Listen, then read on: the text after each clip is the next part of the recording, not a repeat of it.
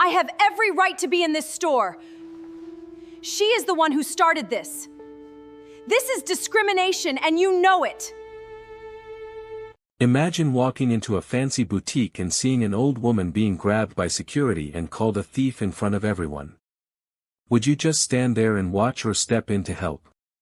This is the story of a kind plus-size girl who did exactly that, and what followed changed everything.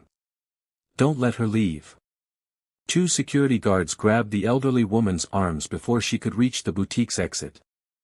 I paid for it, the woman pleaded, her voice trembling. Please check again. No one listened. Phones rose into the air as customers eagerly recorded the scene. Vanessa Clark stepped closer, her expression cold with hate. You old thief. She lifted her hand. Before the slap could reach its target, someone rushed between them. The crack echoed through the silent boutique. A beautiful plus-size woman slowly turned her face back, a bright red handprint blooming across her cheek. She never moved. Instead, she looked calmly into Vanessa's eyes. If hurting someone makes you feel powerful, hit me. But you're not touching her again. The crowd fell completely silent. None of them realized the frightened elderly woman standing behind Amelia Brooks was Isabella Moretti, the mother of Chicago's most feared mafia boss. The slap echoed through the boutique long after Vanessa's hand had fallen. For several heartbeats, nobody moved. Customers who had eagerly lifted their phones suddenly lowered them, uncertain whether they had just witnessed an embarrassing misunderstanding or something far worse. Amelia Brooks ignored the sting spreading across her cheek. Her attention remained on the elderly woman trembling behind her. She gently reached back, resting one reassuring hand over the woman's shaking fingers. It's all right, Amelia said softly. You're not alone anymore. Vanessa recovered first, brushing invisible dust from her designer sleeve as though nothing significant had happened. Security, she snapped. Call the police. Let them deal with both of them. One of the guards hesitated. For the first time since the confrontation began, uncertainty flickered across his face.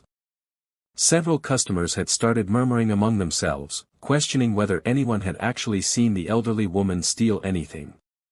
Within minutes, 2 police officers entered the boutique. The senior officer calmly separated everyone involved before asking a simple question. Does anyone have proof that the bracelet was stolen? Vanessa answered immediately. The surveillance cameras will show everything. The footage was pulled up in the manager's office. Everyone crowded around the monitor. The recording showed Isabella examining a bracelet before placing it back on the display. Moments later, another customer approached the same counter. While juggling several shopping bags and answering a phone call, the distracted woman accidentally knocked the bracelet into one of her own bags without noticing. She paid for her purchases and walked out, completely unaware of what had happened. The room fell silent. The bracelet had never been stolen. It had simply been misplaced. One officer looked toward Vanessa with visible disappointment. So, before accusing this lady in front of an entire store, you never confirmed the item was actually missing. Vanessa's confidence cracked. It looked suspicious. Looking suspicious isn't evidence, the officer replied firmly. Outside the office, whispers spread rapidly through the boutique. People who had recorded Isabella moments earlier quietly deleted their videos. Others avoided meeting her eyes altogether. Vanessa reluctantly stepped forward. I'm sorry if there was a misunderstanding. The word sounded rehearsed, empty, spoken only because the police were watching. Amelia recognized the difference between an apology and an obligation. Isabella recognized it too.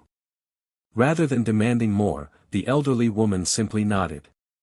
I hope the next person you accuse receives better treatment than I did. Those gentle words carried far more weight than any angry outburst could have. After the officers completed their report, the crowd slowly dispersed.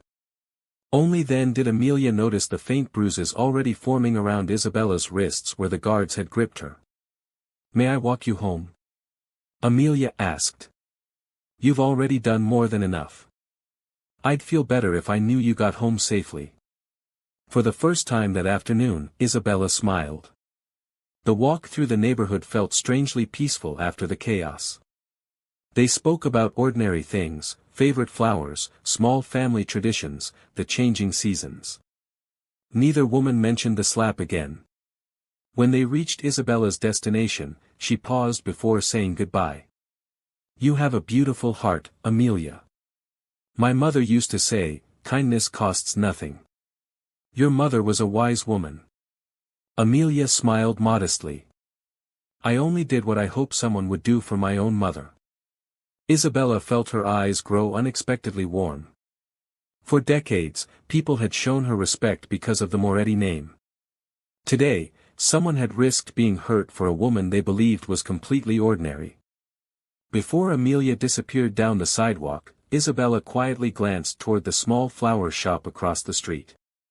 She memorized its name, its address, and the smiling woman who owned it. Some meetings changed a single afternoon. Others quietly changed an entire lifetime. If you are enjoying this story so far, make sure to subscribe so you never miss the next part. That evening, the Moretti estate stood as quietly as ever. From the outside, it looked like the home of one of Chicago's most successful business families. Staff moved with practiced efficiency. Dinner was served on schedule, and every detail reflected wealth without excess. Inside, Adrian Moretti loosened his tie after another 14-hour day leading Moretti Corporation. To the public, he was a billionaire CEO whose calm leadership had transformed the company into one of the city's largest employers. Only a handful of people knew another truth. The empire he truly controlled reached far beyond boardrooms. Entire criminal organizations answered to him. Rival groups feared even speaking his name aloud. Adrian never ruled through rage. He ruled through discipline, which made his silence infinitely more dangerous. As he entered the dining room, he immediately noticed something unusual. His mother was wearing long sleeves despite the warm evening. She smiled as always, but her movements were slightly stiff whenever she reached for her glass. Adrian's eyes narrowed. What happened? Isabella tried to dismiss the question. Oh, it was nothing. He didn't answer. Instead, he gently rolled back the cuff of her sleeve. Dark bruises circled her wrist. Fresh, finger-shaped. The room became impossibly still. Every member of the household instinctively stopped moving. They all recognized that expression on Adrian's face. Not anger, something colder. Calculation. He looked into his mother's eyes. Who touched you? It wasn't important. It is to me. She sighed softly, realizing there was no hiding the truth. I went shopping without my security team. Adrian's jaw tightened, but he allowed her to continue. They accused me of stealing. They grabbed me. There was some confusion. And then? For the first time that evening, Isabella smiled. A young woman stepped in. She stood between me and everyone else. Adrian remained silent. His mother rarely spoke about strangers with such warmth. They tried to slap me, Isabella continued quietly. She took the slap instead. That finally broke the silence. Not through shouting. Not through threats. Only through the faint sound of Adrian setting his glass onto the table. The crystal made a soft click. It was somehow louder than any scream. Within minutes, one of his trusted advisors entered carrying a tablet. The boutique has already provided surveillance footage. Adrian watched every second without speaking. He saw the security guards grabbing his mother. He saw customers lifting their phones instead of helping. He saw Vanessa Clark raise her hand. Then he saw Amelia. She never hesitated.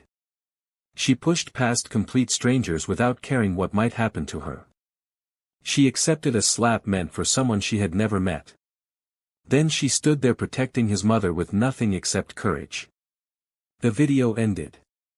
No one in the room dared interrupt the silence. Finally, Adrian spoke. What is her name? We're still confirming it. Find her. The order was delivered in the same calm tone he might have used to request tomorrow's meeting schedule. Yet everyone present understood its importance. His chief of security nodded once. Immediately. Adrian added one final instruction. No intimidation. No questions that frighten her. If she refuses to speak with us, respect that. The men exchanged brief glances. That was unusual. Very unusual. Most people sought Adrian's favor. This woman had earned his respect before even knowing his name. Across the city, Amelia Brooks was locking the door to her little flower shop. The bell above the entrance chimed softly as she switched off the lights. Her cheeks still carried a faint trace of red beneath the makeup she had hurriedly applied. Business had been slow. 2 wedding orders had been cancelled that week. Rent was due in 5 days. She should have been worrying about money. Instead, she found herself wondering whether the elderly woman had gotten home safely. Her assistant noticed the fading mark on her face. You know, most people would have walked away. Amelia smiled while watering the last arrangement of white lilies. Maybe. But if everyone waits for somebody else to help, then nobody ever does. She shrugged as though it were the simplest truth in the world. I didn't do anything special. She truly believed that. Miles away, inside one of the most heavily protected homes in Chicago, Adrian Moretti watched the footage one final time. He paused it at the exact moment Amelia stepped in front of his mother. Most people measured courage by strength. He measured it by sacrifice.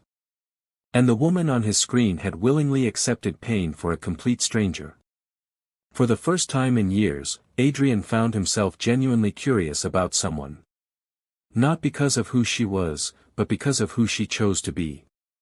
3 days passed before Isabella returned to the little flower shop. The bell above the door chimed softly as she stepped inside. Fresh flowers filled every corner, their colors brightening the modest space. There was nothing luxurious about the shop, yet it possessed a warmth that expensive boutiques could never imitate. Amelia looked up from trimming a bouquet. Her face immediately lit up. I was hoping you'd stop by. You remembered me? I remember everyone who leaves with flowers. Then Amelia grinned. And especially everyone who survives luxury boutiques. Isabella laughed harder than she had in weeks. I suppose we earned that memory. She wandered slowly between the arrangements while Amelia worked.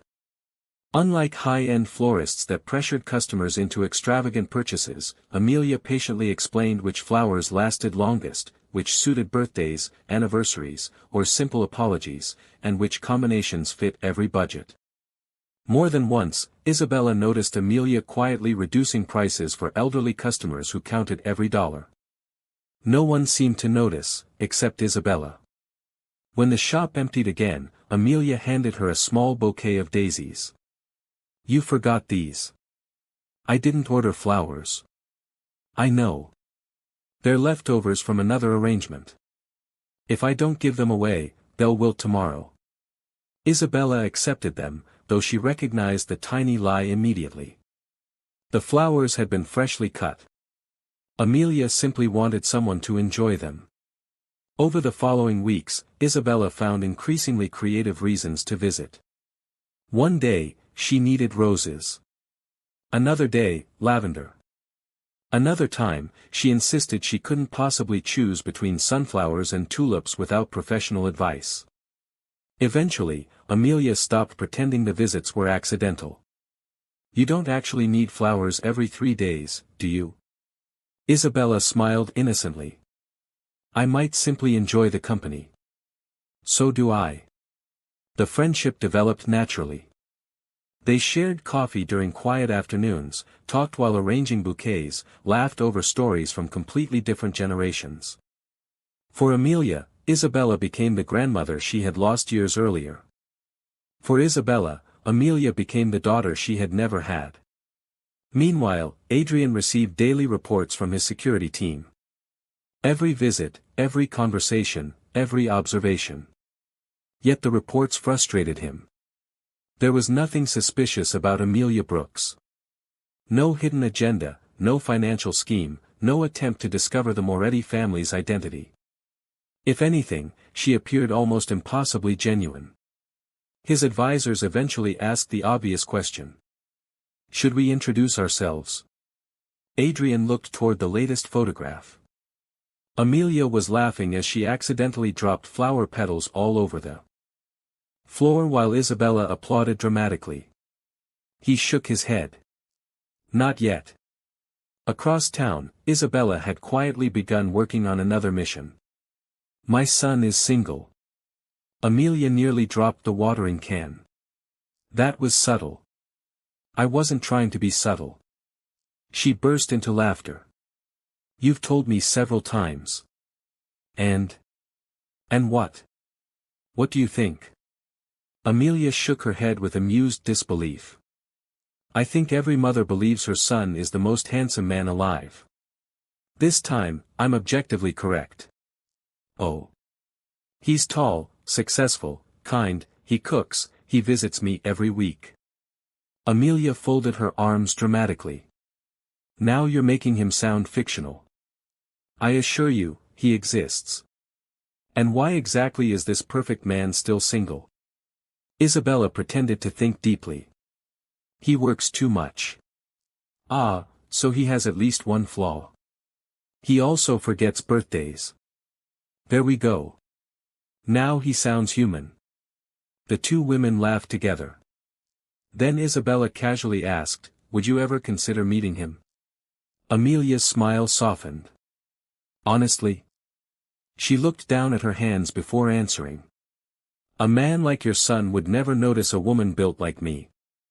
The words were spoken gently, matter-of-factly, not with self-pity, simply with the quiet resignation of someone who had heard too many cruel comments throughout her life. Isabella's heart ached. She remembered the confidence with which Amelia had stood in front of complete strangers. Yet when it came to herself, that courage disappeared. Isabella reached across the table and squeezed her hand. You'd be surprised. Amelia smiled politely. I appreciate your optimism. I'm serious. I've met enough people to know character lasts longer than beauty. Amelia laughed. Easy for you to say. No, it's experience. As Isabella prepared to leave, she glanced once more around the cheerful little shop. Flowers had always symbolized hope. Perhaps that was why her son had become fascinated by the woman who sold them. Or perhaps hope had simply found its way into both of their lives at exactly the right moment. Neither woman realized that outside, parked discreetly across the street, a black sedan waited silently. Inside sat Adrian Moretti. He had come only to see the flower shop from a distance. Yet through the front window, he watched Amelia laughing with his mother. For reasons he couldn't explain, it was the most peaceful sight he had seen in years. The following Monday began like any other. Amelia unlocked the flower shop just after sunrise, humming softly as she arranged buckets of fresh flowers outside the entrance. The neighborhood was waking up. Dog walkers exchanged greetings. Children hurried towards school. Delivery trucks rumbled through the streets. It felt like an ordinary morning until a sleek black sedan stopped across the street. A tall man stepped out. His charcoal suit looked expensive enough to cost more than Amelia's monthly rent, yet he carried himself without pride. His expression was calm, almost unreadable, though his sharp gray eyes quietly studied the little flower shop before he entered. The bell chimed. Good morning, Amelia called without looking up. Give me 30 seconds unless your flowers are an emergency. For perhaps the first time in 20 years, Adrian Moretti was told to wait. He almost smiled. I can wait. She finished wrapping a bouquet for another customer before turning toward him. Oh. She blinked once. You clean up nicely for someone buying flowers at 8 in the morning. Adrian raised an eyebrow. Is that unusual? Usually, she leaned casually against the counter. Men dressed like you either forgot an anniversary or they're trying to apologize for something spectacular. A faint smile appeared at the corner of his mouth. And if neither is true, then congratulations. You've become my first statistical anomaly. The shop assistant nearly dropped a vase. Nobody joked with strangers that comfortably, especially strangers who looked powerful enough to own half the city. Adrian simply asked, "I'm looking for flowers suitable for my mother." That's much easier. Amelia relaxed immediately. Mothers forgive almost everything. What message do you want the flowers to send? He considered the question carefully. Gratitude. She studied him for a moment. Not guilt. No. Good. She nodded approvingly. Flowers shouldn't replace apologies. They should accompany honesty. Adrian found himself unexpectedly interested. Most florists discussed prices. Amelia discussed feelings. She walked toward a display of white lilies, pale roses, and blue delphiniums. Lilies represent devotion. White roses speak of respect. And these? She lifted a stem of blue delphinium. They mean encouragement. Sometimes our parents need reminding that we're grateful they're still here. For a brief second, Adrian thought about his mother's battle with cancer. His voice softened almost imperceptibly. I'll take those. As Amelia gathered the flowers, a delivery truck pulled up outside. The driver unloaded several heavy boxes onto the sidewalk. I'll be with you in a second, Amelia said. She grabbed one carton before noticing Adrian watching. You look strong. He blinked. I beg your pardon. Excellent. She pointed toward the remaining boxes. You can carry those. No one in the room knew they had just witnessed something almost unimaginable. Hundreds of men carried boxes for Adrian Moretti every single day. No one had ever asked him to carry theirs. Without protest, he picked up 2 heavy cartons. The driver stared. The assistant stared. Even Adrian's security team, watching discreetly from outside, exchanged confused looks through their earpieces. Inside the shop, Amelia smiled brightly. Perfect. I officially promote you to temporary assistant florist. I don't recall applying. I have very relaxed hiring standards. Adrian actually laughed, a genuine laugh. It surprised even him. They spent the next 20 minutes arranging deliveries, moving flowers, and reorganizing shelves. Amelia worked naturally beside him, completely unaware that newspapers regularly called the man beside her one of Chicago's most influential billionaires. To her, he was simply an unusually well-dressed customer who happened to be surprisingly helpful. When everything was finished, she noticed a small smear of soil on his perfect jacket. Oh dear. She brushed it away without hesitation. There. Now you look expensive again. Adrian looked down at her. Nobody had touched him so casually in years. There was no fear, no calculation, no attempt to impress him, only simple kindness. He accepted the bouquet and paid without mentioning his name. As he reached the door, Amelia called after him. Tell your mother she's clearly raising a gentleman. He paused briefly before answering. I think she'd like hearing that. Outside, Adrian climbed into the waiting sedan. His chief of security glanced at him through the rearview mirror. Sir, should we tell Ms. Brooks who you are? Adrian looked back through the flower shop window where Amelia was already laughing with another customer as though their meeting had meant nothing special. No, he answered quietly. Not yet. For the first time in years, Adrian Moretti wanted someone to know the man before discovering the legend. Nearly 6 weeks passed. Life settled into a comfortable rhythm. Isabella visited the flower shop often. Adrian occasionally stopped by under perfectly ordinary excuses, sometimes ordering arrangements for corporate events, other times claiming his office desperately needed fresh flowers. Amelia teased him every single visit. She still believed he was nothing more than an overworked executive with perfect manners. One Thursday afternoon, Isabella appeared carrying an elegant cream-colored envelope. "I need a favor." Amelia accepted it curiously. "A charity gala." Isabella nodded. "Our foundation raises money for cancer patients. I'd love for you to come." Amelia immediately shook her head. "I don't belong at events like that." "Nonsense. I don't even own an evening gown." "You'll find one. I'll look completely out of place." "You'll look exactly where you're supposed to be." After several minutes of gentle persuasion, Amelia finally surrendered.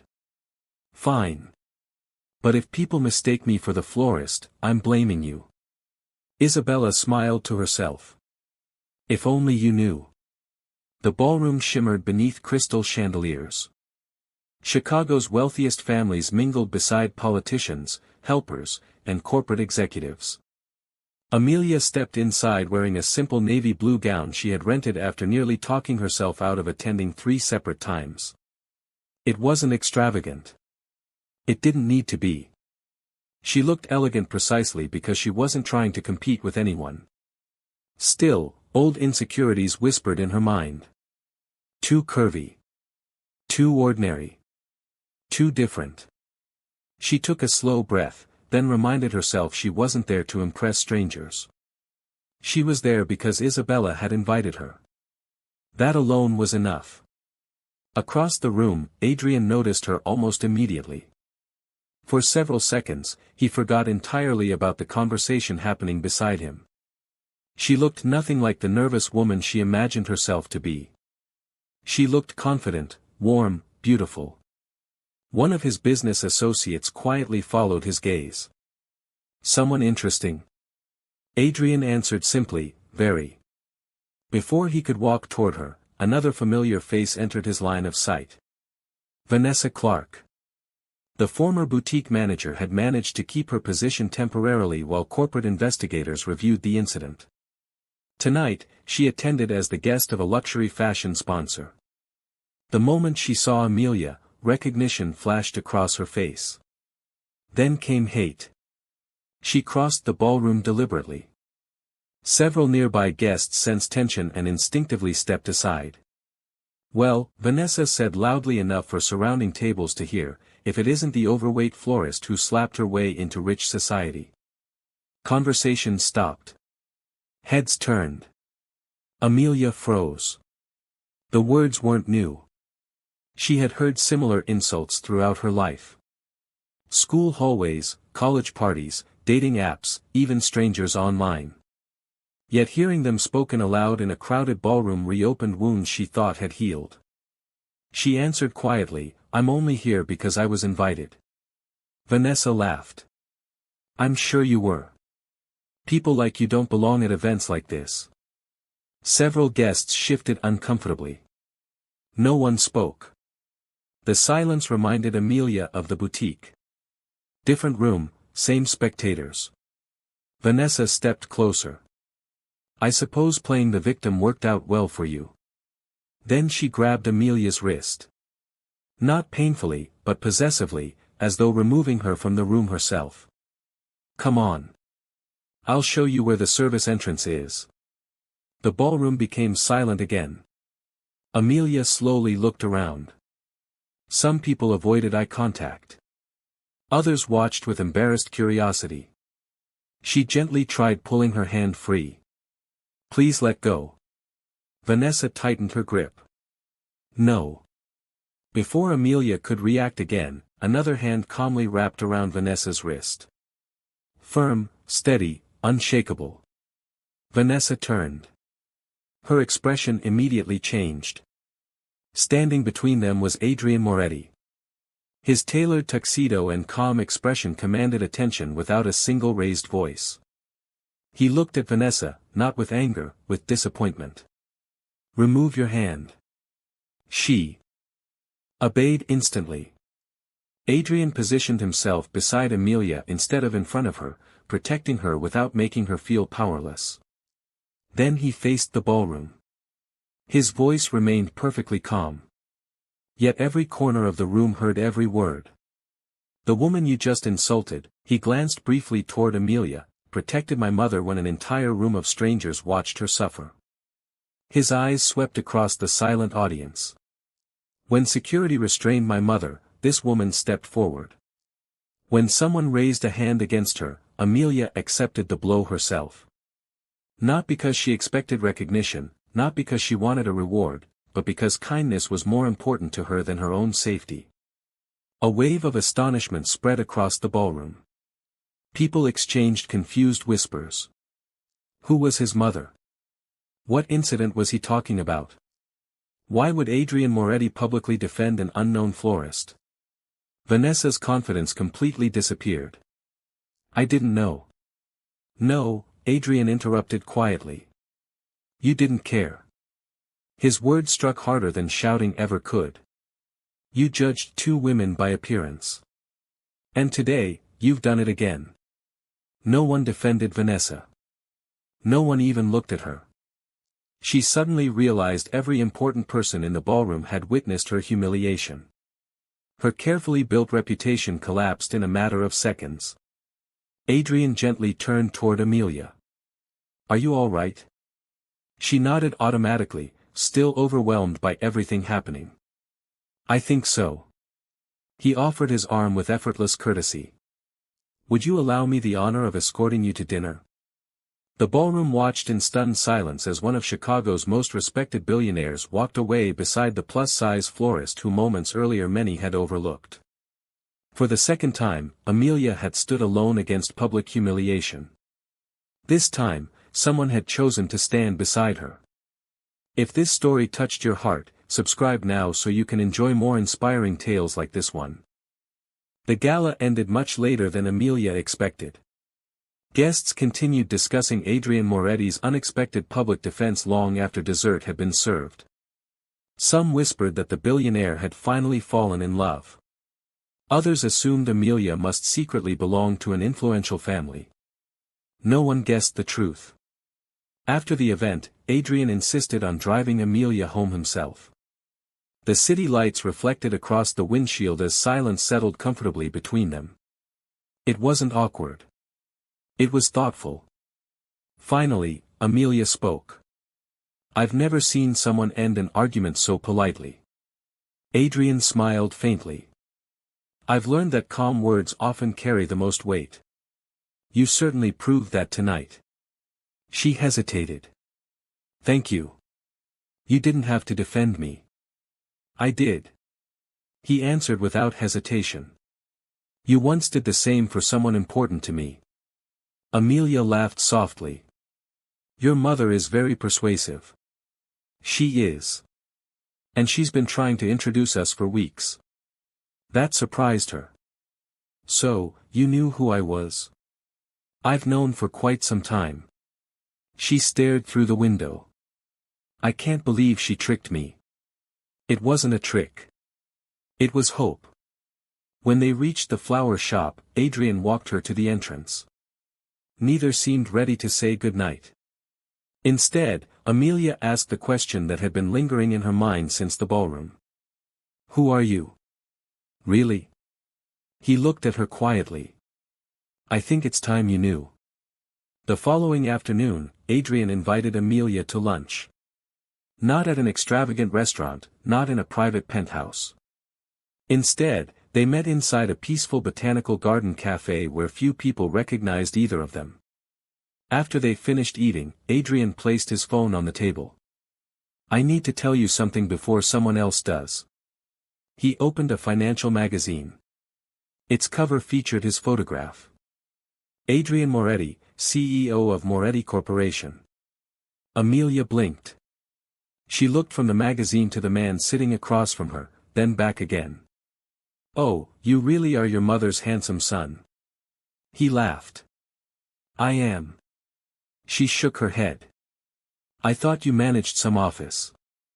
I suppose that's technically true. She laughed with him. Then, Adrian's expression became more serious. There is more. He spoke carefully. My family has another history, one the public doesn't know. He never glorified it, never dramatized it. He simply told the truth. For decades, the Moretti family had controlled one of the most powerful mafia organizations in the Midwest.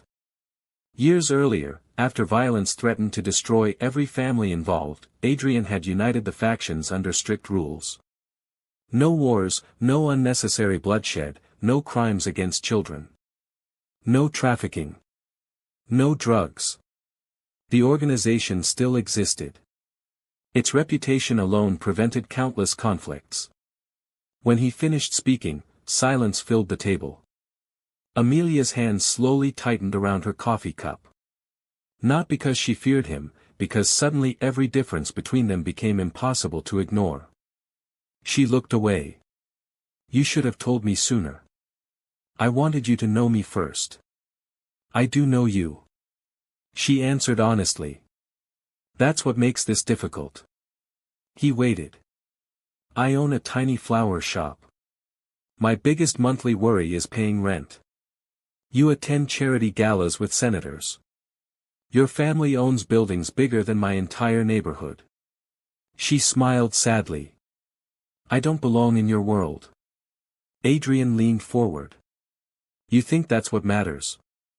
It matters to everyone else. Not to me. She lowered her eyes. You deserve someone elegant. Someone glamorous. Someone who looks like she belongs beside you in photographs. He watched her quietly before speaking. The day everyone watched my mother suffer, his voice remained calm. You were the only person who stood beside her. You didn't know her name. You didn't know her wealth. You didn't know who her son was. You only saw someone who needed help. Amelia felt tears threatening to appear. Adrian continued. I didn't fall in love with your courage. He shook his head gently. I fell in love with the kindness that made that courage possible. The courage lasted one moment. The kindness has been there every day since. He smiled softly. When you comfort nervous customers, when you secretly discount flowers for people who can't afford them, when you laugh at yourself before anyone else can, when you make my mother feel like an ordinary woman. You've been showing me who you are from the very beginning. Amelia could no longer hide the emotion in her eyes. I've spent half my life believing I was too much, too big, too ordinary, too easy to overlook. Adrian reached across the table, not demanding, simply offering his hand. I've never overlooked you. The first time I saw you, you were standing taller than everyone else in the room, not because of height, not because of appearance, because of character. Slowly, very slowly, Amelia placed her hand in his. Neither spoke for several moments. Some confessions required silence to become real. Outside, spring flowers swayed gently in the afternoon breeze. Inside the quiet cafe, two people from completely different worlds realized they had been walking toward each other long before either of them understood why. Several months later, spring had transformed Chicago into a city overflowing with color. No place reflected that transformation more beautifully than Amelia Brooks's little flower shop. Only now, it was no longer struggling to survive. Word had quietly spread throughout the city about the florist whose kindness had inspired one of Chicago's largest charitable foundations. Without ever asking for special treatment, Amelia had been invited to become the official floral designer for every Moretti Foundation charity event. Hospitals filled with fresh arrangements. Fundraising galas bloomed with elegant centerpieces. Community centers received flowers that brightened rooms where hope was often needed most. The additional work allowed Amelia to renovate her tiny shop, hire another employee, and finally stop worrying about whether each month's rent could be paid. She had earned every bit of her success, not because of who she loved, but because people finally discovered the talent that had always been there. One Sunday evening, the Moretti family gathered for dinner. Unlike the formal banquets outsiders imagined, the atmosphere was warm and surprisingly ordinary. Laughter filled the dining room. Stories interrupted one another. Even Adrian forgot about business for a few precious hours. As dessert was served, one of Isabella's longtime friends smiled across the table. "Isabella, when did you know Amelia was the right woman for Adrian?" Everyone looked toward her. Isabella didn't hesitate. She turned toward Amelia with the same gentle smile she had worn the first day they met. The moment she protected an old woman she believed was completely ordinary. The room grew quiet. She never asked my name. She never asked what I owned. She never wondered whether helping me would benefit her. She simply saw someone frightened and decided that person shouldn't stand alone. Isabella reached across the table and squeezed Amelia's hand. "You cannot teach that kind of heart. You can only be grateful when you find it." Emotion shimmered in Amelia's eyes. For years, she had believed people noticed only her size. Tonight, someone had seen her soul. Adrian quietly reached for her hand beneath the table, their fingers naturally intertwining. He looked around the room before speaking. Everyone else saw a plus-size florist. His gaze settled on Amelia. "I saw the bravest woman in Chicago." No one argued. Because every person present knew it was true. Amelia laughed softly through happy tears. There had been a time when compliments made her uncomfortable because she never believed them. Not anymore. She had learned that love built on kindness never asked someone to become smaller, to hide, or to change. It simply welcomed them exactly as they were. For the first time in her life, Amelia no longer questioned whether she deserved to be loved. She simply accepted that she was. And somewhere beyond the warm lights of that family dinner, the little flower shop that had once struggled to survive continued. Filling Chicago with beauty just as its owner had quietly filled countless lives with courage long before anyone realized how extraordinary she truly was.